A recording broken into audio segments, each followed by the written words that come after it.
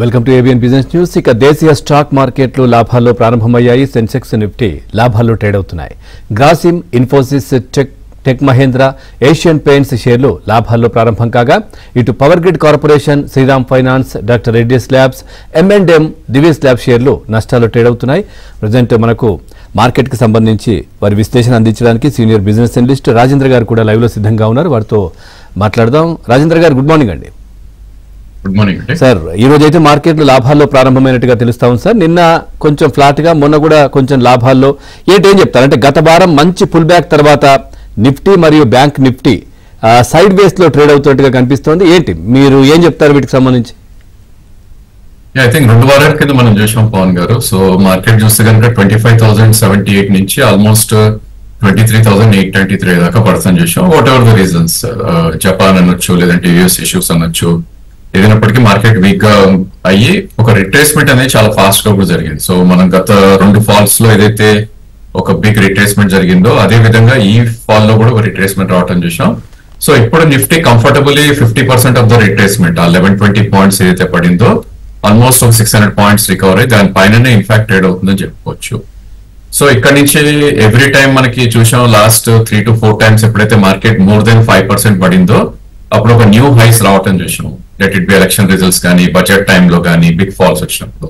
So ఇప్పుడు కూడా ఒక న్యూ హై వస్తుందనే ఛాన్సెస్ మనకి చార్ట్స్ పరంగా సూచిస్తుంది. ఓన్లీ హర్డల్ ఎక్కడ ఉంటుంది అంటే కనుక ఆగస్ట్ 2nd రోజు ఏదైతే గ్యాప్ ఫామ్ అయిందో మనకి 24,851 నుంచి 24,956 మధ్యలో ఒక రెసిస్టెన్స్ పాయింట్ ఉండే ఛాన్స్ ఉంది. సో కరెంట్లీ ఆ గ్యాప్ ఫిల్లింగ్ ప్రాసెస్ లో ఉన్నాం మనం. సో 24,828 కరెంట్ మార్కెట్ ప్రైస్ ఉంది. On and all time high 25,078 కూడా క్రాస్ అయ్యి 25,300 దాకా వెళ్ళే ఛాన్సెస్ ఉంది. సో ఈ ఛాన్స్ ఎప్పటి వరకు వ్యాలిడ్ అంటే కనుక 20-day మూవింగ్ యావరేజ్ పైన ఉన్నంత వరకు వ్యాలిడ్ అండి. సో 24,488 అనేది 20-day మూవింగ్ యావరేజ్. అంటే ఇక్కడ నుంచి 300-400 పాయింట్స్ రియాక్ట్ అయినా కూడా దెర్ ఈస్ నో హార్మ్. ఎందుకంటే లాస్ట్ ఫ్రైడే నుంచి మనం చూసుకుంటే కనుక 24,200 నుంచి 24,800 600 పాయింట్స్ విత్ ఇన్ 3-4 సెషన్స్ లోనే పెరిగింది. So definitely Nifty by on dips కానీ మనం ఇప్పుడు పరిగణిస్తాం. సెల్ ఆన్ ర్యాలీస్ అయితే ఇప్పుడు నోబడీ షుడ్ డు అని మా సజెషన్. అండ్ బ్యాంక్ నిఫ్టీ విషయానికి వస్తే కనుక టోటల్ ఫాల్ 53,357 నుంచి almost 49,654. So close to 3,700 points crack అయింది.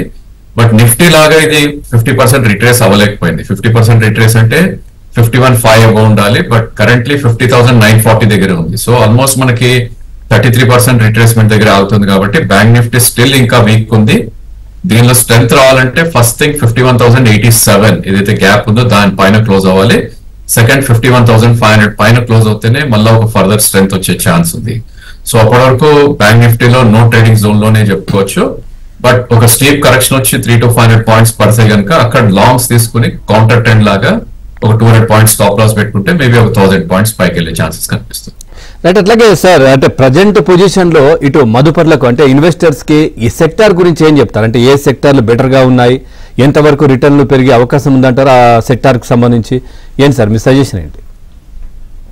లాస్ట్ ఫాల్ నుంచి అప్ మూవ్ మనం చూస్తే అండి, సో ఇప్పుడు మనకి సెల్లింగ్ వచ్చినప్పుడు మార్కెట్ లో ఎంటైర్ ఆల్ ద సెక్టర్స్ లో ఒక బిగ్ సెల్ ఆఫ్ రావటం చూసినాం. ఎప్పుడైతే మార్కెట్ రికవర్ అవటం మొదలెట్టాయో సో అక్కడ మనం చూస్తే కనుక క్లియర్లీ మనీ కొన్ని సెక్టర్స్ నుంచి మూవ్ అయ్యి కొన్ని సెక్టర్స్ లోకి వెళ్ళటం చూస్తున్నాం. ఫర్ ఎగ్జాంపుల్ బ్యాంకింగ్ నుంచి కంపల్సరీగా చాలా మనీ మూవ్ అవటం చూసాం మనం. That he's gone in to FMCG and pharma అని చెప్పుకోవచ్చు. అదేవిధంగా ఆల్ దీస్ డేస్ ఆటోస్ లో ఒక బిగ్ ర్యాలీ వచ్చినాక మేబీ ఆ మనీ కొద్దిగా మూవ్ అయ్యి ఐటీ సెక్టర్ లోకి వెళ్ళింది. అంటే కోర్ సెక్టర్ ఏదైతే ఉందో ఆర్ డిఫెన్సివ్ సెక్టర్ ఏదైతే ఉందో వాటిలోకి మనీ వెళ్తోంది. అండ్ ఎకనామీ రిలేటెడ్ స్పేస్ ఏదైతే ఉందో ఆటో కానీ, లేదంటే మెటల్స్ కానీ, బ్యాంకింగ్ కానీ, ఇవన్నీ కూడా ప్రాబ్లీ వీక్నెస్ ఎగ్జిబిట్ చేస్తున్నాయి. సో మనం గుడ్ థింగ్ ఏం చేయాలి, ప్రాబ్లీ కొంచెం లాజికల్లీ ఆలోచిస్తే కనుక డిఫెన్సివ్ సెక్టర్ లో మన మనీ అనేది బెట్ చేయాలి. సో ఇక్కడ నుంచి కూడా మనకి స్టాక్స్ లైక్ లీవర్ కానీ, నెస్లే కానీ, లేదంటే దివీస్ అండ్ సన్ ఫార్మా లాంటి స్టాక్స్ ఫార్మాలో, అదేవిధంగా ఐటీలో TCS and probably L&T Mindtree ఇలాంటి స్టాక్స్ లో ఇన్వెస్ట్ చేస్తే రానున్న రోజుల్లో మనకి ఒక మంచి అప్ మూవ్స్ వచ్చే ఛాన్సెస్ ఉంటుంది. ప్రాబ్లీ 1-2 quarters మనం కనుక బెట్ చేయగలిగితే ఈ మనీని, ఆఫ్ కోర్స్ ఒకటేసారి ఇన్వెస్ట్ చేయకుండా మేబీ ఒక 3 to 5% కరెక్షన్ వస్తే సెకండ్ ప్రైస్ పాయింట్ కూడా చూస్ చేసుకుంటే with in 1 quarter or 2 quarters లో 7 to 11% అప్ సైడ్ వచ్చే chances pharma and IT or maybe FMCG space లో కనపడుతుంది.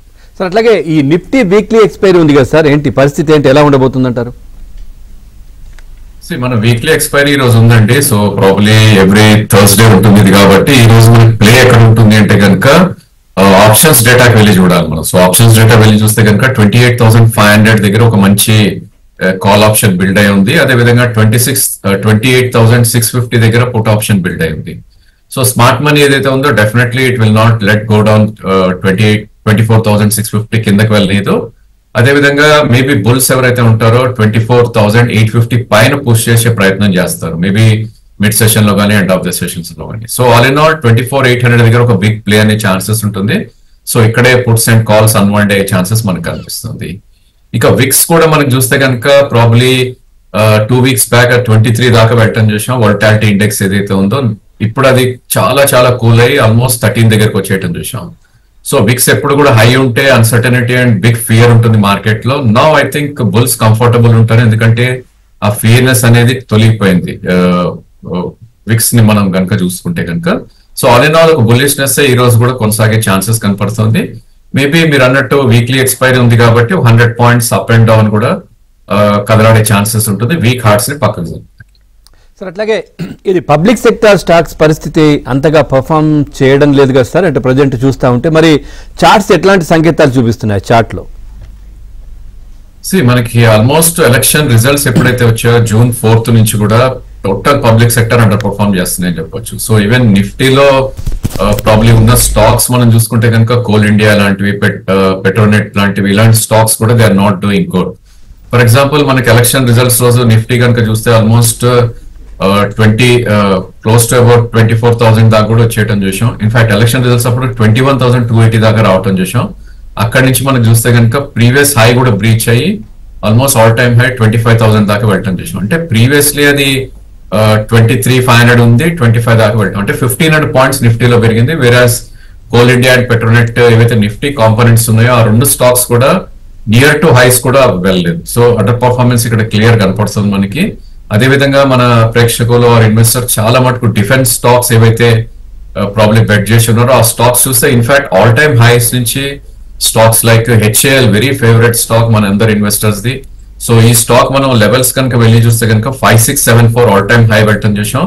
కరెంట్ మార్కెట్ ప్రైస్ 4731 ఉంది, అంటే ఆల్ టైమ్ హై నుంచి 18% డౌన్ ఉంది. వేరాజ్ నిఫ్టీ కంపేర్ చేస్తే ప్రీవియస్ ఆల్ టైమ్ నుంచి హై చూస్తే కనుక 1500 పాయింట్స్ పైన ఉంది. సో క్లియర్ అండర్ పర్ఫార్మెన్స్ కనిపిస్తుంది. అదేవిధంగా మస్డాక్ డాగ్ కూడా ప్రాబ్లీ ఆల్ టైమ్ హై నుంచి 20% డౌన్ ఉంది. ఇన్ఫాక్ట్ 2 days బ్యాకే ఒక 9% క్రాక్ వచ్చింది. సో ఇవన్నీ రీజన్స్ ఏంటి అంటే కనుక మేబీ సెక్టోరియల్ ఫండ్స్ ఏవైతే మ్యూచువల్ ఫండ్స్ గ్యాదర్ చేసావో వాటిల్లో ఒక మేజర్ బయింగ్ వచ్చింది.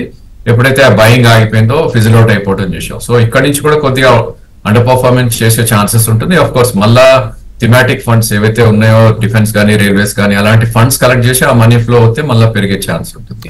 సార్ ప్రజెంట్ మనం రెగ్యులర్ గా చెప్తా ఉంటారు మీరు కానీ ప్రసాద్ గారు కానీ, అంటే ఈ ఏదైతే డిఫెన్స్ కి సంబంధించి కావచ్చు రైల్వేస్ ప్రజెంట్ ఎట్లా ఉన్నాయి సార్? అంటే ఒక స్టేజ్ కి వెళ్ళి ఆగిపోయి ఉన్నాయి కదా, మరి వాటిపైన ఇన్వెస్ట్ చేస్తే ఎట్లా ఉంటుంది అంటారు present?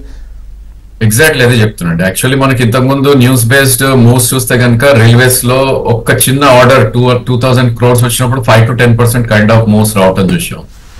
In fact RVNL and RailTel లాంటి స్టాక్స్ లో. బట్ నిన్న మనం చూస్తే కనుక రైల్వే మినిస్ట్రీ నుంచి ఆల్మోస్ట్ 35,000 ఆర్డర్ వస్తుంది. Of course not only railway, BEML and stocks కూడా వందే భారత్ రైల్స్ 56 లాంచ్ చేస్తారు.